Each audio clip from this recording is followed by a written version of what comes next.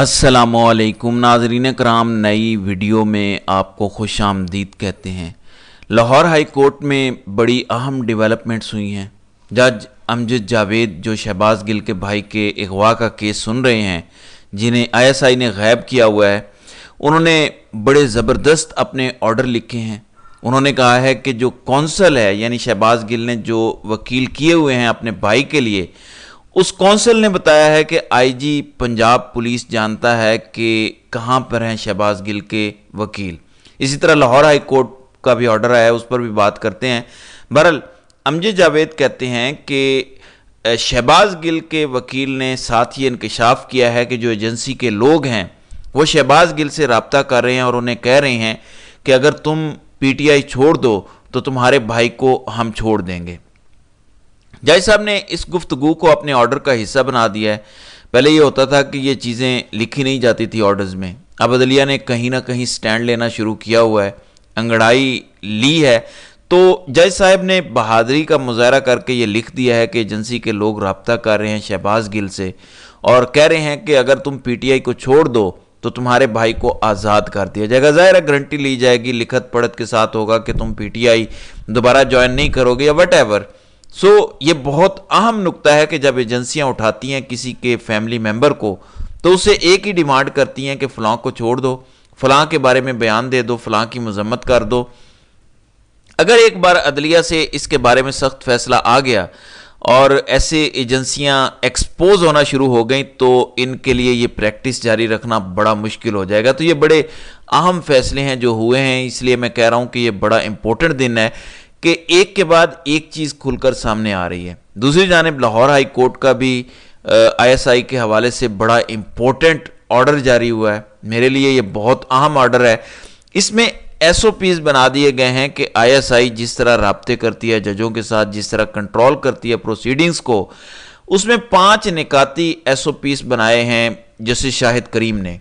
उसमें वो लिखते हैं कि वज़ीर आज़म ऑफिस से कहा कि IB और ISI समेत तमाम सिविल और मिलिट्री एजेंसियों को हिदायत जारी करें कि वो मुस्तकबिल में आला अदलिया और मतहत अदलिया के किसी भी जज या उनके अमले को अप्रोच ना करें।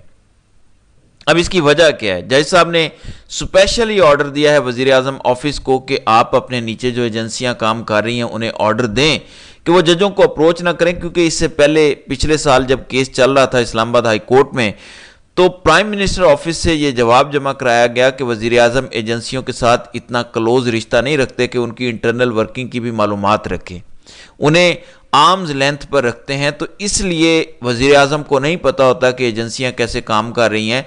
वज़ीर आज़म उम्मीद करते हैं कि वो आइन के दायरे में काम करती होंगी। और साथ लिखा कि ये नेशनल सिक्योरिटी के भी खिलाफ होगा अगर मैं ज़्यादा एजेंसियों में दखल अंदाजी करूँ। ये अब पिछला जवाब था आज से 1 साल पहले का। अब जज साहब ने कहा है कि आप दखल दें या ना दें, आपने क्लियर ऑर्डर देना है कि आपने जजों से अब राब्ता नहीं करना। तो ये ऑर्डर आ गया है। नंबर 2, IG पंजाब भी मतहत अफसरों को अदलिया में मुदाखलत से रोकने की हिदायत जारी करें। इंसदाद दहशतगर्दी अदालतों की सिक्योरिटी के हवाले से अगर कोई हिफाजती इकदाम करने हैं तो मुतलका जज से मुशावरत और इत्तेफाक राय के बगैर नहीं किए जाएंगे। पिछली बार इन्होंने क्या किया कि जो एंटी टेररिस्ट कोर्ट के जज हैं मोहम्मद अब्बास, उनकी मर्जी के बगैर, इजाज़त के बगैर पुलिस और एजेंसियों ने पूरी अदालत पर कब्जा कर लिया कि यहाँ पर दहशतगर्दी का खतरा है। अब जज साहब ने ऑर्डर दे दिया है कि जब तक उस अदालत का जज ऑर्डर ना करे आप ऐसा नहीं कर सकते। ये बड़ा ज़बरदस्त ऑर्डर है। और साथ कहा है IG पंजाब को कि तुम ये पूरी पुलिस फोर्स को ऑर्डर दो कि तुमने ये सब करना है और अदलिया में मुदाखलत को रोकना है। नंबर 3, दहशतगर्दी अदालत के जजेस अपने मोबाइल में कॉल को रिकॉर्ड करने की ऐप इंस्टॉल करें। ये ऐप क्यों इंस्टॉल होगी? ताकि जब भी कोई एजेंसी का बंदा राब्ता करे और आपको कहे कि ये फैसला दो तो आप रिकॉर्डिंग कर लें और आके हमारी अदालत के सामने रख दें, फिर आगे हम जानें कि हमने क्या करना है। फिर कहा गया कि पंजाब की तमाम दहशतगर्दी की मखसूस अदालतें 9 मई के तमाम केसेस का तरजीही बुनियादों पर फैसला करें, यानी जल्दी फैसला करने की डायरेक्शन दे दी है ताकि इसको लटकाया ना जाए। ये तो चलान नहीं जमा करवाते, तो इन्होंने ऑर्डर दे दिया है कि अदालतें तरजीही बुनियादों पर फैसला जारी करें 9 मई के हवाले से। ये बड़ा ज़बरदस्त ऑर्डर है। नंबर 4, दहशत गर्दी عدالت سرگودا کے معاملے پر جو جج کے ساتھ ہوا، عدالتی عملہ تفتیش میں مکمل تعاون کرے اور تفتیشی افسر تفتیش کی ویڈیو ریکارڈ کر کے ہائی کورٹ کو فراہم کرے۔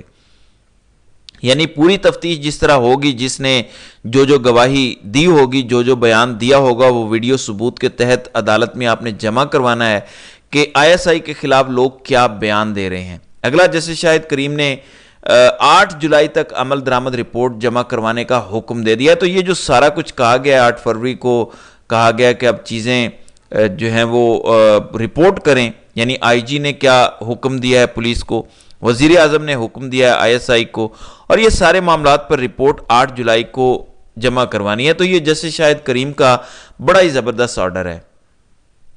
ناظرین کرام، میں آپ کو ایک کلپ دکھانا چاہتا ہوں۔ یہ ایک بڑا امپورٹنٹ کلپ ہے، اور اس میں سے آپ نے دیکھنا ہے کہ جو لوگ یہ فیصلہ ہو جائے گا کہ پاکستان تحریک انصاف میں آنے کی اہلیت کون رکھتا ہے اور کون نہیں رکھتا۔ ڈاکٹر شہباز گل کو ISI والوں نے پکڑ کے مارا، ان پر بے ایمانہ تشدد ہوا۔ جب ایک پریس کانفرنس میں کھڑے تھے اسد عمر، فواد چودھری اور شہباز گل، تو اسد عمر کیسے وہاں سے نکلے، اور فواد چودھری شاید اکیلے نہ جاتے، لیکن اسد عمر انہیں لے گئے تو وہ چلے گئے ان کے ساتھ، اور شہباز گل کو اکیلا چھوڑ دیا۔ یہ ذرا ملاحظہ کریں۔ امید ہے کہ انشاءاللہ یہ ہو جائے گا۔ اچھا، میں ایک امپورٹنٹ بات اس میں ایڈ کر دوں۔ سیکرٹری جنرل نے عدالت کے اندر بھی ایک بڑی امپورٹنٹ، امید ہے کہ انشاءاللہ یہ ہو جائے گا۔ اچھا، میں ایک امپورٹنٹ بات اس میں ایڈ کر دوں۔ سیکرٹری جنرل نے عدالت کے اندر بھی ایک بڑی امپورٹنٹ بات کی، وہ یہ کہ کل سنڈے کو رات 10 بجے، یہ ابھی 9 مئی نہیں ہوا تھا۔ فواد چودھری اور اسد عمر کی ہر بات مانی جا سکتی ہے، لیکن ابھی 9 مئی نہیں ہوا تھا۔ پھر کیوں یہ ڈاکٹر شہباز گل کو، جو اپنی پارٹی کا بندہ تھا، جس پہ جبر اور تشدد ہوا تھا، جو بیچارہ بھی سٹرگل کر رہا تھا، ریکور کر رہا تھا، اس کے ساتھ نہیں کھڑے ہو سکے؟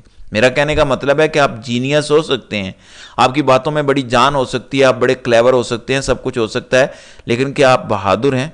یہ ایک سوال رہ گیا ہے، کیونکہ تحریک انصاف جو جنگ لڑ رہی ہے وہ تب تک نہیں جیت سکتی جب تک بہادری نہیں ہوگی۔ یعنی جنگ بزدلوں کے بس کی بات نہیں ہے، میں آپ کو بتا رہا ہوں، بڑی خطرناک جنگ ہے۔ یہ ملک کی پریمیئر ایجنسیاں پاکستان کے سارے نظام کو تباہ کرنے پر تلی ہوئی ہیں، اور رکاوٹ صرف ایک شخص ہے، عمران خان اور اس کی جماعت اور اس کے ساتھ جو عوام ہے۔ وہ تو اپنا پورا زور لگائیں گے، اور ہتھیار ان کے پاس ہیں، طاقت ان کے پاس ہے۔ یہاں تو یہ ہے کہ کون زیادہ مار کھا سکتا ہے وہ PTI میں رہ سکتا ہے، جو مار نہیں کھا سکتا وہ PTI میں نہیں رہ سکتا۔ جو مار کھا کے بھی بول سکے، کہ نام لے سکے، وہ PTI میں رہ سکتا ہے۔ جو مار کھا کے بھی سافٹ ویئر اپڈیٹ کرا کے بیٹھ جائے اور کہے کہ وہی ہمارے مائی باپ ہیں، انہی سے تعلقات ٹھیک کرنے ہیں، تعلقات ٹھیک نہیں کرنے۔ اسی میں پاکستان کے مسائل کا حل ہے۔ جس وقت سیاست دانوں اور ملٹری اسٹیبلشمنٹ کے تعلقات ختم ہو جائیں گے، تب یہ ملک ٹھیک ہو جائے گا۔ جب تک آپ کہیں گے کہ تعلقات بحال کرنے ہیں، ٹھیک کرنے ہیں، یہ ملک ٹھیک نہیں ہو سکتا۔ تو ہم نے سیاست دانوں کو دور کرنا ہے ملٹری اسٹیبلشمنٹ سے۔ اس نقطے کو سمجھائیں، اور میں چاہتا ہوں کہ اس پہ بحث ہو۔ تعلقات بحال کریں گے تو جمہوریت بحال نہیں ہوگی۔ تمام سیاسی پارٹیوں کو کٹ آف کریں گے، اور وہ اپنی ڈومین میں پہلی بار جائیں گے، سیاسی جماعتیں اپنا کام کریں گی، تب یہ ملک آگے بڑھ سکتا ہے، تب یہ سسٹم چلنے کے قابل ہو سکتا ہے۔ ورنہ آپ طاقتور سے یہ ایکسپیکٹ نہیں کر سکتے کہ وہ پیار، محبت اور عشق کے ساتھ چلیں گے اور وہ خود بخود طاقت چھوڑ دے گا۔ یہ آج تک دنیا کی تاریخ میں نہیں ہوا، اور یہ آئندہ بھی قیامت تک نہیں ہوگا۔ یہ فارمولہ غلط ہے جو لوگ کہتے ہیں کہ حالات ٹھیک کر لیں، تعلقات ٹھیک کر لیں، ان سے معاملات طے کر لیں۔ معاملات یہی طے ہوں گے کہ آپ باہر نکل جائیں اور سیاستدانوں کو ملک چلانے دیں، اس کے علاوہ کوئی معاملہ ٹھیک ہو ہی نہیں سکتا۔ اور یہ آئیڈیل سچویشن ہے، جیسے مراد سعید نے کل کہا کہ یہ بیسٹ آف ٹائمز بھی ہے اور ورسٹ آف ٹائمز بھی ہے، اور میں اس بات سے بالکل ایگری کرتا ہوں۔ ورسٹ آف ٹائم تو ہم سب جانتے ہیں کہ کیوں ہے، لیکن بیسٹ آف ٹائم اس لیے ہے کہ دیکھیں قدرتی طور پر عمران خان، ہمارے جنرل صاحب اور قاضی صاحب کی آپس میں شخصیات کی حد تک بھی لڑائی ہے۔ وہ دونوں شخصیات عمران خان سے ذاتی بدلے بھی لے رہی ہیں۔ یہ بیسٹ ٹائم ہے کہ عدلیہ بھی سیاستدانوں سے دور ہو جائے، اسٹیبلشمنٹ بھی سیاستدانوں سے دور ہو جائے، اور یہی پاکستان کے مفاد میں ہے۔ جس دن اسٹیبلشمنٹ کا سیاستدانوں سے تعلق ٹوٹ گیا ہمیشہ ہمیشہ کے لیے، یہ وہ وقت ہوگا جب پاکستان ترقی کی منزلیں طے کرنا شروع کر دے گا۔